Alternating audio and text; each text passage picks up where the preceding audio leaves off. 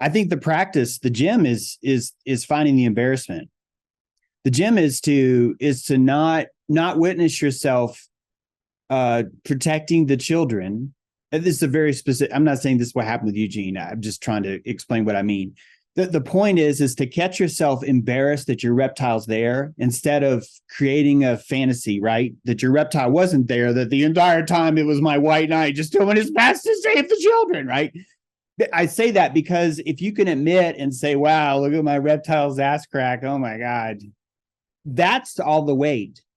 All the weightlifting is there because you're giving yourself, this is so important, guys. You're giving yourself permission to witness this thing that you find embarrassing, and you're destroying all of the acid that is associated now with trying to witness that again. The cost of witnessing that goes down to zero.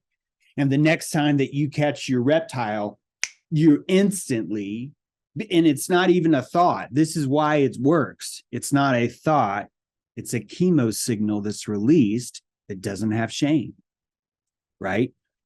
Oh, I'm in reptile. Oh, that's adorable, right? This is a hard place to be. Oh, I'm in reptile. That's adorable. This is adorable. I love this guy. Watch this, honey. This guy's going to be really irrational right now. Like, imagine a couple explaining that to each other. Imagine being able to say to your friends, hey, I'm in reptile mode now, you guys. So if you walk in front of me, I'm either going to eat you, I'm going to fuck you, or I'm going to ignore you. So what's it going to be? And that there's a state of mind that you have that's a gear pattern that's just like, it's like, what do you want? I want to eat, fuck, ignore you. It's like, oh, okay, well, that's, good luck with that. And the embarrassment, what happens when you add embarrassment? What happens when your neocortex adds embarrassment on top of that? Oh, it's a fucking chemical nightmare. This is why road rage is so crucially witnessable inside a car. You are traveling too fast for the chemo signals to smell each other. Too fast. Your entire existence, your entire hands on the table, the way that you're reading the needle of someone else in a car is purely visual. This is a very crucial thing that did not happen in the world until we evolved to a certain point.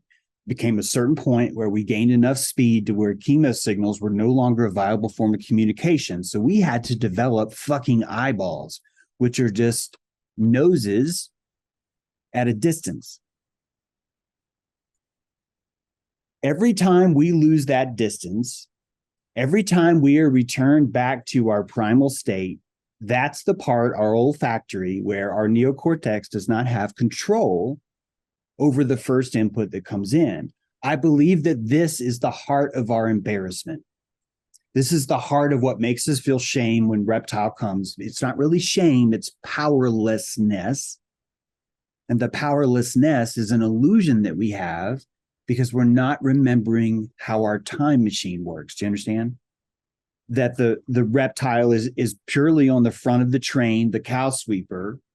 That's the reptile in the very front, and that it's the only way that person could even be there.